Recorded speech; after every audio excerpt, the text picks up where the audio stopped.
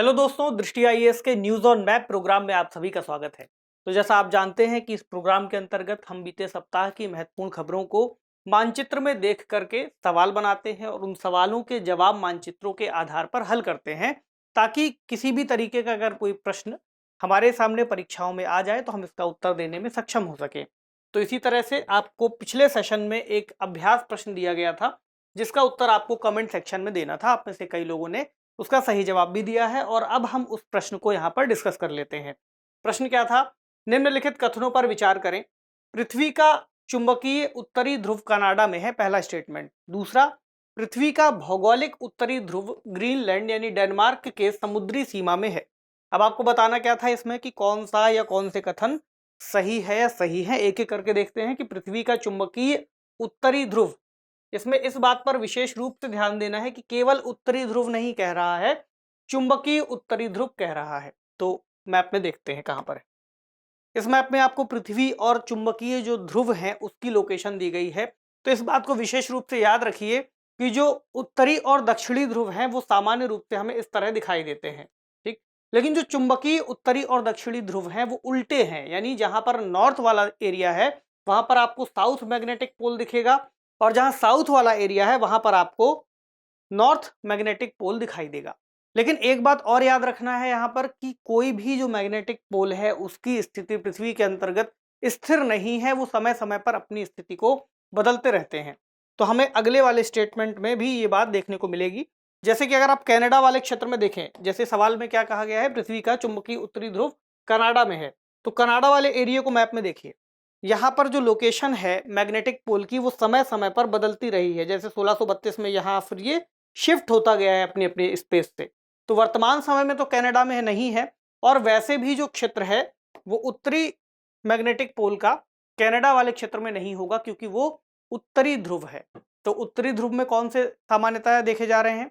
South magnetic pole. ये वाला statement गलत हो गया। अगला, पृथ्वी का भौगोलिक उत्तरी ध्रुव ग्रीनलैंड के समुद्री सीमा में है, इसको भी देख लें कहां पर है। तो भौगोलिक उत्तरी ध्रुव हमें दिखाई देगा यहाँ, और जो ग्रीनलैंड की समुद्री सीमा है वो यहाँ पर है। ये वाला हिस्सा है ग्रीनलैंड का, जो कि डेनमार्क का एक क्षेत्र है, ठीक। तो ये इससे काफी दूर है। इस हिसाब से जो ये वाला स्टेटमेंट है ये भी गलत है। इसका सही जवाब क्या है? ऑप्शन डी, ना तो एक और ना ही दो, दोनों ही कथन गलत हैं। अब बढ़ते हैं पहले प्रश्न की तरफ आज के सेशन में और उससे जुड़ी खबर। तो हाल ही में ऑस्ट्रेलियाई प्रधानमंत्री ने कहा है कि ऑस्ट्रेलिया यूक्रेन की सेना को सैन्य प्रशिक्षण दे सकता है। तो रूस यूक्रेन युद्ध के दौरान बदलती परिस्थितियों में हमें अलग अलग चीजें दिखाई देती हैं। प्रश्न क्या बन सकता है? निम्नलिखित युग्मों पर विचार कीजिए। भौगोलिक स्थल दिए हुए हैं और आगे अवस्थिति दी हुई है। दक्षिणी आल्प्स, सामने क्या दिया हुआ है? न्यूजीलैंड का दक्षिणी द्वीप पर।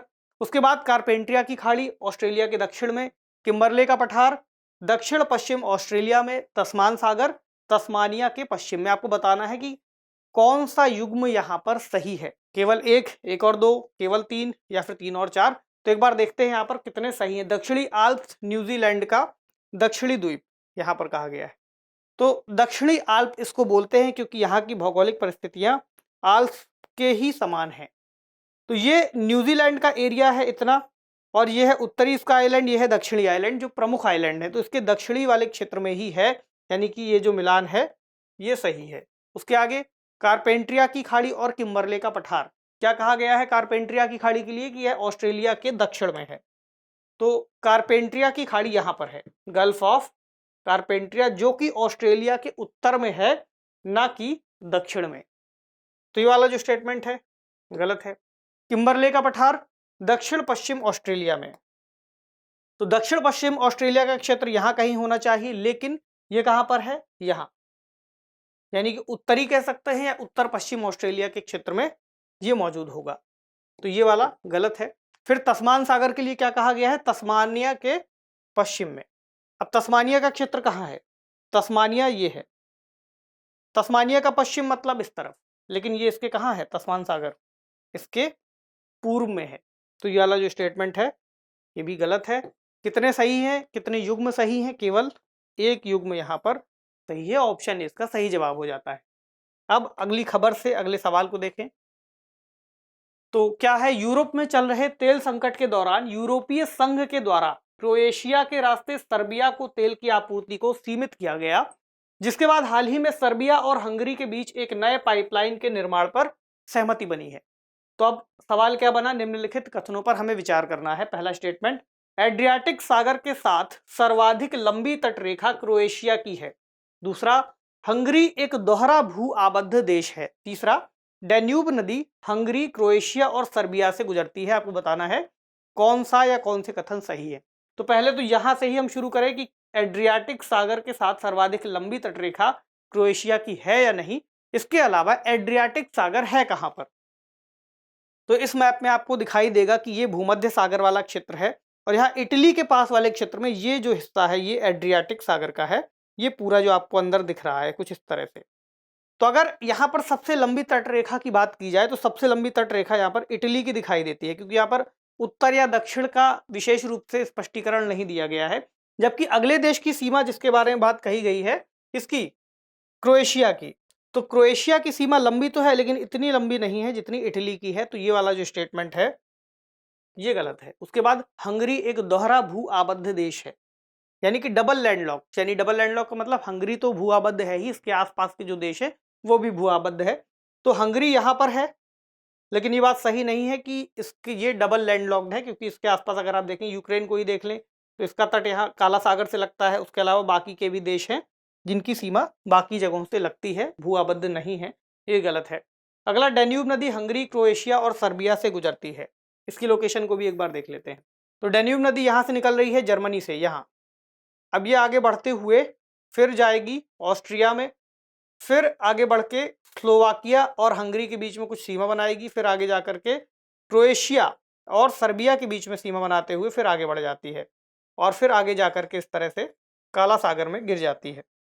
तो ये वाला जो स्टेटमेंट है हंगरी से भी गुजर रही है, क्रोएशिया से भी और सर्बिया से, ये सही है। कौन सा या कितने कथन सही है? केवल 3। ऑप्शन डी यहाँ पर सही उत्तर है। ठीक है, अब देखते हैं अगली खबर। हाल ही में रूस के द्वारा यूक्रेन पर मिसाइल हमले तेज कर दिए जाने के बाद अमेरिकी राष्ट्रपति जो बाइडेन ने यूक्रेन को एयर डिफेंस सिस्टम देने का वादा किया है। अब इस खबर को भी ध्यान से समझ लीजिए कि यूक्रेन को एयर डिफेंस सिस्टम कौन दे रहा है, वादा किसने किया है? यूएस ने। निम्नलिखित कथनों पर विचार कीजिए। क्रीमिया प्रायद्वीप भौगोलिक रूप से रूस की मुख्य भूमि से जुड़ा हुआ है। दूसरा, कर्च जल संधि अजोब सागर को लाल सागर से जोड़ती है। यहाँ पर कौन सा या कौन से कथन सही है?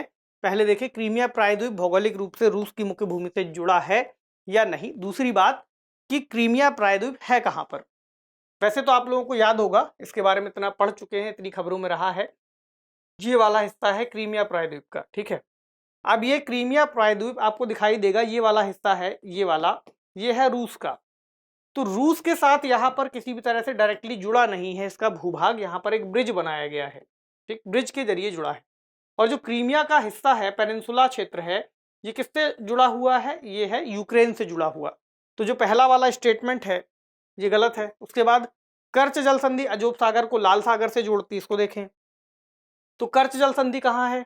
यहाँ, ये क्रीमिया वाला क्षेत्र है और रूस वाला जो क्षेत्र है उसके बीच में जो हिस्सा है वो है कर्च जल संधि या कर्च स्ट्रेट, जो कि अजोब सागर को फिर काला सागर से जोड़ती है, ना कि लाल सागर से। लाल सागर का क्षेत्र आप लोगों को पता है कहां पर है।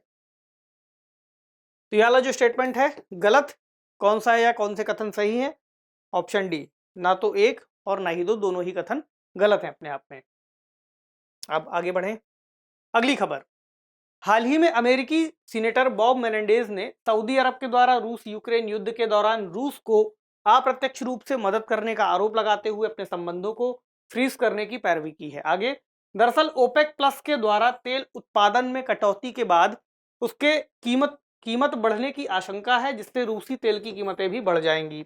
अब सवाल क्या बना? ओपेक प्लस और ओपेक चूंकि चर्चा में है, सवाल देखते हैं। निम्नलिखित में से कौन सा देश तेल निर्यातक देशों के समूह ओपेक के सदस्य हैं? आपको बताना इनमें से कौन से हैं।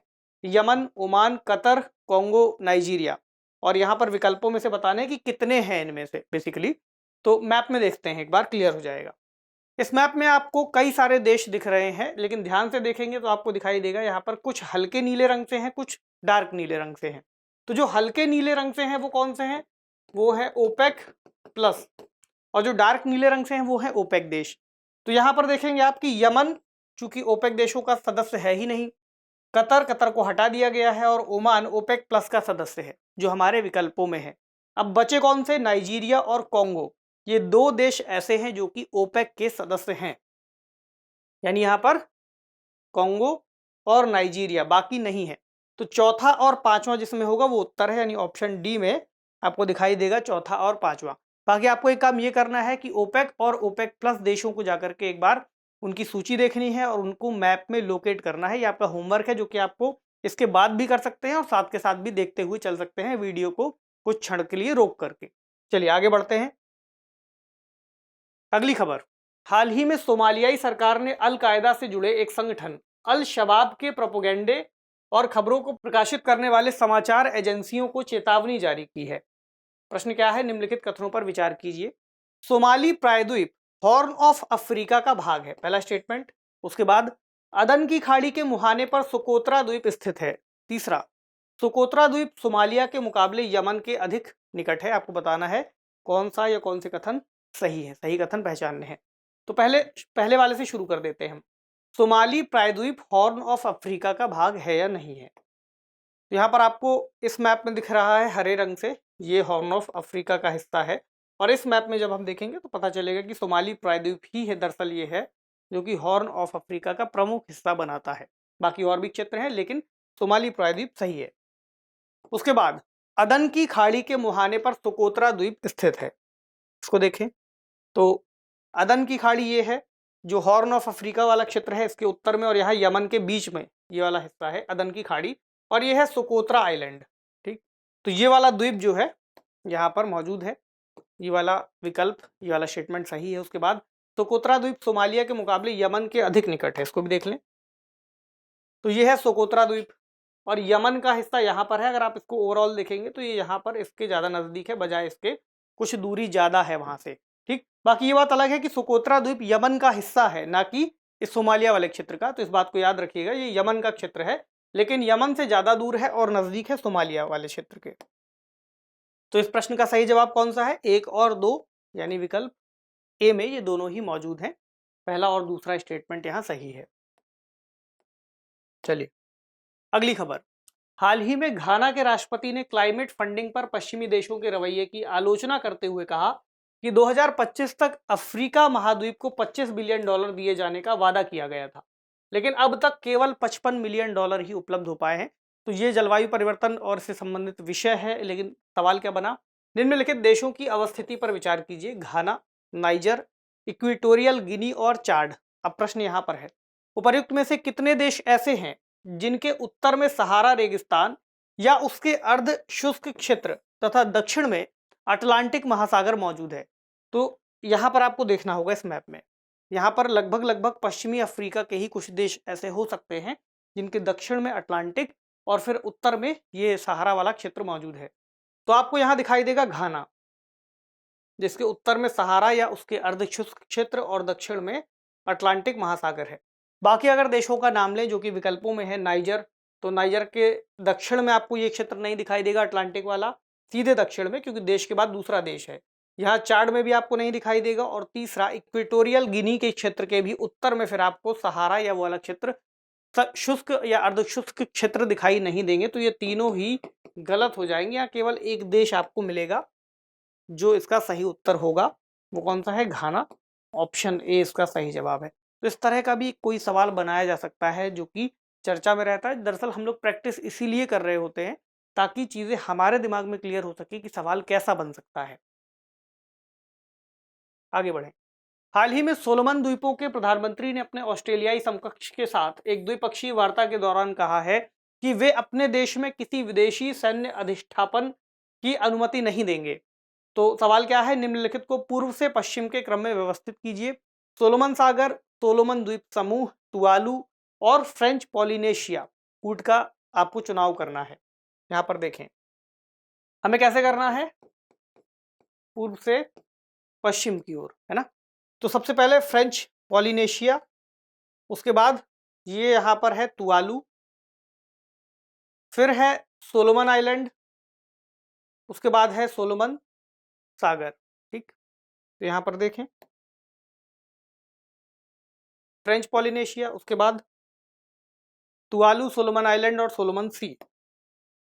तुवालू, सोलोमन आइलैंड और फिर सोलोमन सी। 4 3 2 1 कहाँ दिख रहा है आपको? ऑप्शन सी में। विकल्प सी इसका सही उत्तर हो जाएगा इसके हिसाब से। पूर्व से पश्चिम के क्रम में लगाना था, इस बात को भी ध्यान से देखना है आपको, कहीं उल्टा ना हो जाए। अगली खबर, हाल ही में भारतीय राष्ट्रपति श्रीमती द्रौपदी मुर्मू ने त्रिपुरा और असम का 3 दिवसीय दौरा किया। इस दौरान उन्होंने त्रिपुरा नेशनल लॉ यूनिवर्सिटी का शिलान्यास भी किया है।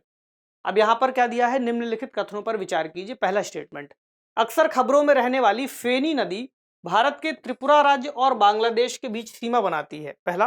दूसरा, बराक नदी भारत बांग्लादेश सीमा के निकट सुरमा और कुशियारा नाम की 2 नदियों में विभाजित हो जाती है। उसके बाद बराक, सुरमा और कुशियारा नदियां मेघना नदी तंत्र में शामिल है। आपको बताना है कौन सा या कौन से कथन सही है। तो पहले देखिए, फेनी नदी भारत के त्रिपुरा राज्य और बांग्लादेश के बीच सीमा बनाती है या नहीं। इस मैप में बांग्लादेश और उसके जो आसपास के क्षेत्र में भारत का बॉर्डर मौजूद है वो दिख रहा है। तो फेनी नदी कहाँ है? यहाँ पर जो त्रिपुरा और बांग्लादेश के पास मौजूद है और सीमा बना रही है यहाँ पर चिटगांव के पास। तो ये जो स्टेटमेंट है ये सही है। उसके बाद बराक नदी भारत बांग्लादेश सीमा के निकट सुरमा और कुशियारा नाम की 2 नदियों में विभाजित हो जाती है। तो बराक नदी ये यहाँ से आ रही है और फिर ये आगे जाकर जैसे ही बांग्लादेश में एंटर करती है उसके बाद इसकी धाराएं विभाजित हो जाती हैं सुरमा और कुशियारा नाम की 2 नदियों में, ठीक। और ये दोनों ही नदियां बराक, सुरमा और कुशियारा, या हम कहें तीनों ही नदियां मेघना नदी तंत्र का फिर हिस्सा हैं, जो अगले 2 स्टेटमेंट में बात कही गई है। तो ये दोनों ही स्टेटमेंट या तीनों ही स्टेटमेंट फिर सही है। तो ऑप्शन डी इस सवाल का सही उत्तर हो जाता है, तीनों ही कथन सही है। अगला प्रश्न और अगली खबर, हाल ही में असम में अचानक आई एक बाढ़ में 46 गांव बह गए।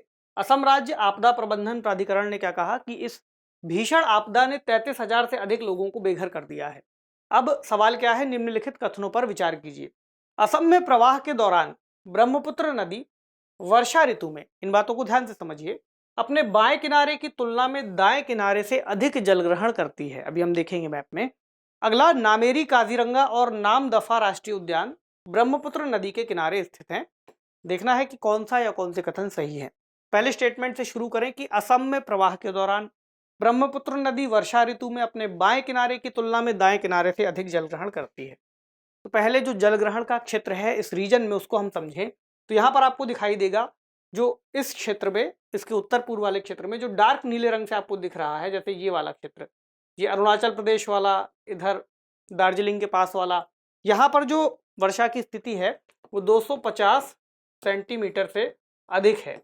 उसके अलावा यहाँ पर आपको जो हल्के नीले रंग से क्षेत्र दिख रहा है काफी सारा, इधर का भी इधर का भी, तो यहाँ पर जो बारिश की स्थिति है वो 150 से 250 सेंटीमीटर से के आसपास वाला क्षेत्र है, ठीक है। अब अगर आप ये देखेंगे कि ब्रह्मपुत्र नदी का प्रवाह क्षेत्र कैसा है तो आपको यहाँ दिखेगा कुछ इस तरह से असम वाले क्षेत्र में। लेकिन अगर आप ये देखें कि यहाँ पर क्या है, मेघालय वाले क्षेत्र में आपको दिखेगा बारिश ज्यादा हो रही है, लेकिन उससे संबंधित जो नदियां हैं वो दक्षिण की ओर जाकर के बह रही हैं, ना कि ब्रह्मपुत्र में मिल रही हैं कई सारी। तो जो क्षेत्र बनेगा वो कैसा बनेगा कि बाएं क्षेत्र से बाईं ओर से कम जल ग्रहण होगा वर्षा वाले क्षेत्र के दौरान, वर्षा की स्थितियों के दौरान, और जो दाईं ओर से है वहां से जल ग्रहण ज्यादा होगा। तो जो ये वाला स्टेटमेंट है ये सही है। अगला, नामेरी, काजीरंगा और नामदफा राष्ट्रीय उद्यान ब्रह्मपुत्र नदी के किनारे, इनको देखें तो आपको देखना है नामेरी यहाँ पर है, काजीरंगा यहाँ है, ब्रह्मपुत्र नदी के तट के ज्यादा नजदीक है, और अगला नामदफा ये काफी ज्यादा दूर हो जाता है। तो ये वाला जो स्टेटमेंट है ये क्या होगा, अपने आप में गलत हो जाएगा। तो इसमें से कौन सा या कौन से कथन सही है? केवल एक कथन ही यहाँ पर सही दिखाई देगा, ठीक। अगली खबर, संयुक्त राष्ट्र महासचिव एंटोनियो गुटेरेस और प्रधानमंत्री मोदी स्टैच्यू ऑफ यूनिटी के पास इसी महीने एक विशेष पर्यावरणीय कार्यक्रम का शुभारंभ करने वाले हैं। अब आपको क्या करना है कि निम्नलिखित को उत्तर से दक्षिण के क्रम में व्यवस्थित करना है, यानी कि उत्तर से दक्षिण कुछ इस क्रम में। विकल्प क्या क्या है? Statue of unity Sardar Vallabh Bhai Patel, statue of equality Ramanuja, Murudeshwar की शिव की प्रतिमा, और परिताला आंजनेय स्वामी मंदिर। आपको कूट का यहाँ चुनाव करना है, तो हमें उत्तर से दक्षिण देखना है। Statue of unity, statue of equality, Murudeshwar के शिव की प्रतिमा और परिताला आंजनेय स्वामी मंदिर। तो पहले गुजरात में यहाँ पर स्टैच्यू ऑफ यूनिटी, दूसरी वाली रामानुज की प्रतिमा कहाँ है? तेलंगाना में, ठीक, और वो भी हैदराबाद के पास में। उसके बाद आएगा चौथा वाला विकल्प, यानी कि परिताला आंजनेय स्वामी मंदिर, ये आएगा आंध्र प्रदेश के पास में। उसके बाद फिर कर्नाटक में आएगा ऑप्शन तीसरा, यानी कि मुरुदेश्वर के शिव की प्रतिमा। तो इनका विकल्प कैसे बनेगा? पहला, दूसरा, चौथा और तीसरा। 1 2 4 3 आपको कहाँ दिख रहा है? ऑप्शन बी में 1 2 4 और 3 इसका सही उत्तर हो जाता है। तो इनकी लोकेशन भी एक बार देख लीजिएगा कि किस किस राज्य में है, बाकी आसपास के क्षेत्र भी, क्योंकि जरूरी नहीं है कि प्रश्न यही बनेगा, प्रश्न बदल भी सकता है। तो जो खबरों में है उसके हिसाब से फिर हमें पढ़ते हुए चलना है। अगली खबर, हाल ही में ओडिशा के कंधमाल जिले के 3 स्कूली छात्र मोबाइल नेटवर्क की तलाश में दिगिसरू हिल्स पर चले गए, जिसके बाद वज्रपात के चपेट में आने से वे घायल हो गए। तब कुछ पहाड़ियों का यहाँ पर जिक्र है और राज्य हैं, तो आपको बताना है निम्नलिखित पहाड़ियों को संबंधित राज्यों से मिलान करते हुए। पहाड़ी नयागढ़ हिल्स आपको बताना है किससे मिलेगा? कर्नाटक से या तमिलनाडु से या आंध्र प्रदेश से या ओडिशा से। इसी तरह नयागढ़, वेलिकोंडा रेंज, पालनी हिल्स और बाबा बुदान हिल्स। तो इनको मैच करा करके हम यहाँ देखते हैं। पहले जो नयागढ़ हिल्स है, यहाँ पर मैप में आपको दिख रहा है, दिया हुआ है, ये कहाँ पर है? ओडिशा में। उसके बाद वेलिकोंडा रेंज कहाँ है? आंध्र प्रदेश में। उसके बाद बाबा बुदान हिल्स कहाँ है? कर्नाटक में। उसके बाद पालनी हिल्स कहाँ है? तमिलनाडु में। तो इसका क्रम एक बार देख लीजिए, क्योंकि हमें मैच कराना है, क्रम नहीं है। तो यहाँ पर नयागढ़ हिल्स ओडिशा, अगला वेलिकोंडा रेंज आंध्र प्रदेश और बाबा बुदान कर्नाटक, और पालनी हिल्स तमिलनाडु। तो पहले का डी, दूसरे का सी, तीसरे का यहां पर आएगा बी और फिर चौथे का ए, यानी विकल्प डी इसका सही उत्तर हो जाएगा। ठीक है, आगे बढ़े। अगली खबर, हाल ही में प्रधानमंत्री मोदी ने उज्जैन में एक कार्यक्रम के दौरान कहा कि उज्जैन हजारों सालों से ज्ञान एवं समृद्धि में भारत का प्रतिनिधित्व करता है। अब निम्नलिखित को आपको पूर्व से पश्चिम के क्रम में व्यवस्थित करना है। तो जैसे ही ऐसा कोई सवाल आए तुरंत एक छोटा सा डायग्राम बना करके अपने दिमाग में मामला सेट कर लिया करिए। पूर्व से पश्चिम के क्रम में नालंदा, वल्लभी, विक्रमशिला और उज्जैन फिर आपको मैच कराना है। 1 2 3 और 4 कहाँ है? पहले आएगा तीसरा, ठीक, पूर्व से पश्चिम की ओर क्रम ऐसे बनेगा, यानी ये विक्रमशिला है। उसके बाद नालंदा, पहला नालंदा। उसके बाद चौथा और फिर दूसरा। चौथा कौन सा है? उज्जैन और वल्लभी। तो ये है उज्जैन और ये है वल्लभी, यानी 3 1 4 और 2। तो ये कहां पर है? ऑप्शन सी में 3 1 4 और 2। तो ये इसका सही उत्तर हो जाएगा। ठीक है, चलिए अगला प्रश्न और अगली खबर। हाल ही में 11 अक्टूबर को आपदा जोखिम न्यूनीकरण के लिए अंतर्राष्ट्रीय दिवस मनाया गया। निम्नलिखित कथनों पर विचार कीजिए। भारत में सिस्मिक जोन 5 का विस्तार केवल हिमालयी एवं पूर्वोत्तर राज्यों तक है। केवल को ध्यान से देखिए। उसके बाद भारतीय मुख्य भूमि कठोर चट्टानों से निर्मित है और यहाँ किसी प्रकार के भ्रंश सतह पर या सतह के नीचे नहीं पाए जाते हैं। आपको बताना है कौन सा कथन सही है। यहाँ पर जरा ध्यान से समझिए चीजों को। क्या कहा गया है? भारत में सिस्मिक जोन 5 का विस्तार केवल हिमालयी और पूर्वोत्तर राज्यों तक है। यहाँ पर जो आपको सबसे ज्यादा डार्क कलर से दिख रहा है वो है सिस्मिक जोन 5। तो ये हिमालयी राज्यों में तो आपको दिखाई देगा, जम्मू कश्मीर वाले क्षेत्र में, ठीक। उसके बाद हिमाचल प्रदेश में, इधर उत्तराखंड के पास, इधर पूर्वोत्तर में, लेकिन उसके अलावा भी दिखाई देगा यहाँ गुजरात के पास वाले क्षेत्र में और यहाँ बिहार के उत्तरी क्षेत्र में। तो ये जो पहला स्टेटमेंट है ये गलत हो जाएगा। उसके बाद भारत की मुख्य भूमि कठोर चट्टानों से निर्मित है और यहाँ किसी प्रकार के भ्रंश नहीं पाए जाते हैं। तो कठोर चट्टान भारत की मुख्य भूमि में एक तरीके से हम गए। पूरे भारत में तो नहीं है, प्रायद्वीपीय पठार थोड़ा सा हो भी सकता है, क्योंकि भारत का उत्तरी मैदान सेडिमेंट्री रॉक से मिलकर के बना हुआ है। तो यहाँ पर आपको फॉल्ट्स दिखाई देंगे, भ्रंश दिखाई देंगे, जैसे इस वाले क्षेत्र में आपको भ्रंश दिखाई देंगे, बहुत सारे हैं, ठीक। इसी तरह से आपको सब सरफेस फॉल्ट भी दिख रहे हैं, भ्रंश यहाँ भी हैं, यहाँ भी हैं, अलग अलग क्षेत्रों में दिख जाएंगे आप। तो ये जो स्टेटमेंट है ये भी अपने आप में गलत है। कौन से सही है? ऑप्शन डी, ना तो एक सही है ना ही दूसरा सही है। तो अब अगले सवाल की तरफ बढ़ें, जो कि यूपीएससी का एक सवाल है, पहले पूछा जा चुका है, प्रीलिम्स 2016 में पूछा गया है। प्रश्न क्या है? निम्नलिखित में से कौन सी ब्रह्मपुत्र की सहायक नदी या नदियां हैं? दिबांग, कामेंग और लोहित। तो इसका सही उत्तर क्या है? ऑप्शन डी, तीनों ही हैं। मैप में देख लें दिबांग, कामेंग और लोहित को। तो दिबांग ये वाली है जो मुख्य धारा एक तरीके से आ रही होती है, लोहित यहाँ पर है और कामेंग यहाँ पर है जो अगली धारा आकर के मुख्य धारा के साथ मिल जाती है। तो विकल्प डी इसका सही जवाब है। अब एक अभ्यास प्रश्न आप लोग इसका उत्तर देने का प्रयास करेंगे। प्रश्न क्या है? उज्बेकिस्तान एक दोहरा भू आबद्ध देश है, निम्नलिखित में से कौन से देश इसके साथ सीमा साझा करते हैं?